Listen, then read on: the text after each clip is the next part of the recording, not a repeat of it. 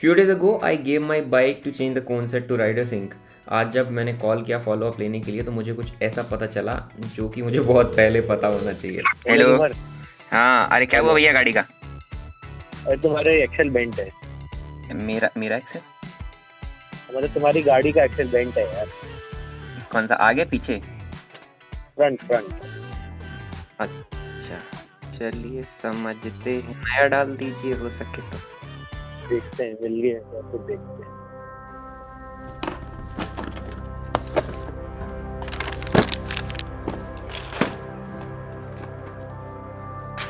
As you all know, this was stolen. So when it was stolen, सारे parts का checkup हो गया था, बट कभी मैंने सोचा ही नहीं कि फ्रंट व्हील भी खोल के देख लेना चाहिए। So recently I got my cone set changed. As you all know, it was being a little bit problematic. So we also open the front wheel, and जब हमने फ्रंट व्हील खोला तो अंदर हाल कुछ ऐसा था. ये जो पार्ट आप देख रहे हो, this part is called the axle, the front axle, and it was bent. Most probably जो चोर है उन्होंने कहीं ना कहीं गाड़ी ठोकी है जिसकी वजह से बेंट हो गया है. So today we will be changing the front axle. This is the front axle और ये यहाँ से बेंट है अंदर. This is a new part, I bought it from KTM. So let's change it.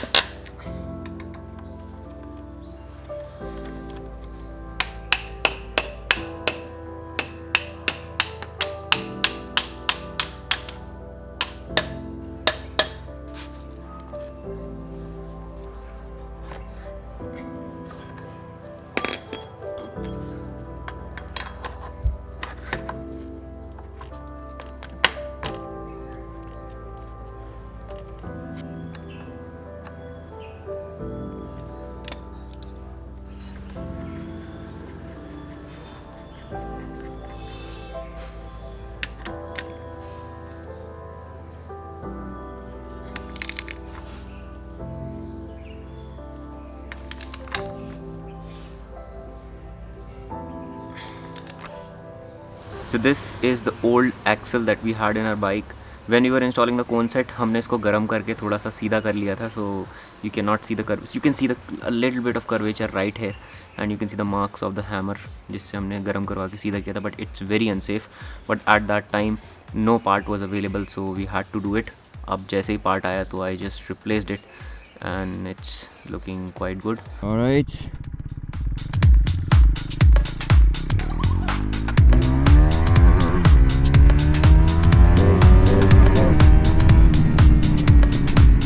Fixed now, because after popping the wheelie last time ऐसा हुआ था कि जब गाड़ी ऊपर से नीचे आई तो टक टक की आवाज़ आ रही थी, plus the brake was also creating weird noise. अभी ब्रेक भी बढ़िया आवाज़ कर रहा है, मतलब आवाज़ कर ही नहीं रहा है.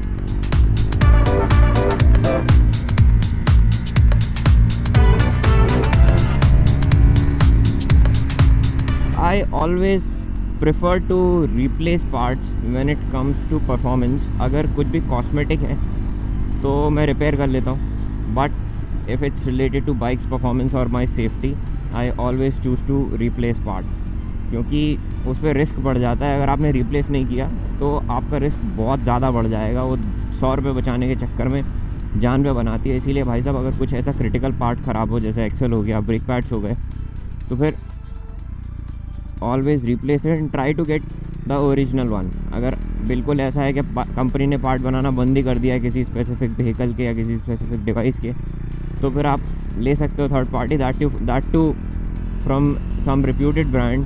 बट अगर कंपनी पार्ट्स बना रही है और ये अवेलेबल है तो फिर always go with the original one. ये तो बहुत ज़्यादा महंगा पार्ट भी नहीं था. KTM लगता है कि बहुत ज़्यादा महंगी है मेंटेन करने में, but KTM is not that expensive to maintain. It is definitely, अगर इंडियन स्टैंडर्ड्स के हिसाब से देखें, जो हमारी छोटी कम्यूटर बाइक्स हैं उनके हिसाब से, तो ये बहुत ज़्यादा एक महंगी है. बट इतनी ज़्यादा भी नहीं है कि अगर आप 4 लाख रुपए की गाड़ी ले रहे हो तो आप एक बाइक मेंटेन ना कर पाओ. It's not that expensive.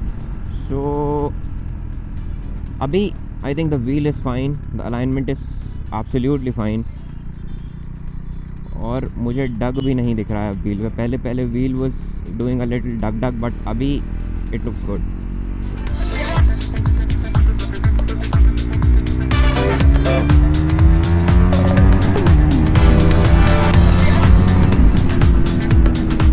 Excel तो बढ़िया काम कर रहा है, बट अभी क्योंकि कॉन्सेप्ट नया है तो एक दो बार तो सेट करना पड़ता ही है, ये मैंने देखा है हर बार। तो हमें इसको अभी सेट करना है क्योंकि ये हल्का सा टक टक कर रहा है, but everything else is working super fine. Plus this new map tune is amazing, सी।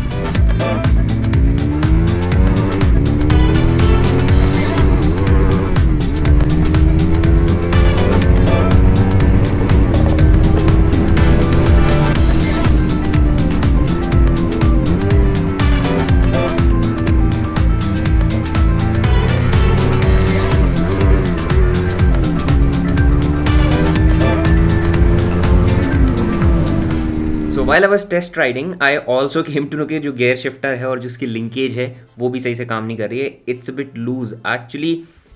जब क्विक शिफ्टर आप लगाते हैं तो क्विक शिफ्टर को आपको लगाना पड़ता है लिंकेज के स्टेम पे, एंड वो स्टेम वहाँ से सही से टाइट नहीं होता कई बार। We need to fix it as soon as possible, because कभी कभी अप शिफ्ट छोड़ देता है। जैसा कि अगर आप पीछे वीडियो में स्क्रॉल करेंगे तो while I was एक्सेलरेटिंग बीच में 2 बार शिफ्ट हुआ ही नहीं, विच वॉज कॉजिंग प्रॉब्लम। सो वो भी फिक्स करना है।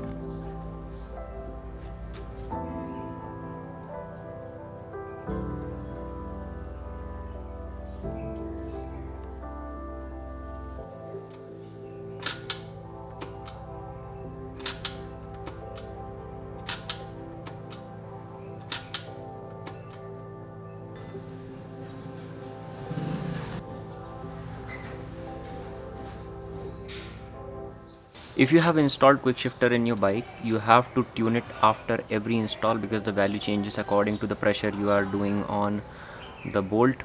My quick shifter was damaged and I fixed it. There is a video on the channel, do see. Now everything is fixed, the quick shifter is fixed, the lever is fixed, and the cone set, I also tightened the cone set as well. So I think the bike is gonna work fine now. It's about 5 in the evening, so थोड़ी देर में sunset भी होने वाला है. I'm thinking to go out and test it. If you have any other question regarding Powertronic or any other thing on this Duke 390, drop down a comment, I'll try to answer. And if you want to get your bike serviced in Bhopal, I have tagged Tidasync. Check him out, he does a really good job. So take care and ride safe. I'll see you in the next vlog.